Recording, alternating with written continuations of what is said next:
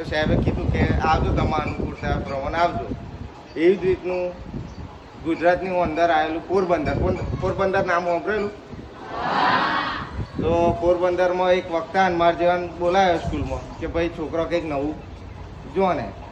મને સ્વાભાવિક આજે બોલાય એટલે મારે તો કંઈક નક્કી કરવું પડે ને કે સારું હું તે જઈને બોલીશ હું. કેમ કે મારા શરૂઆતના વિડીયો હું જોઉં ને એટલે મને હસવું આવે. કેમ કે નક્કી હું કરીને જાઉં ને બોલી હું જાઉં. સાહેબ શરૂઆતના પ્રસંગમાં આપણે એવું થતું નહીં. એટલે આજે કંઈક અલગ છે.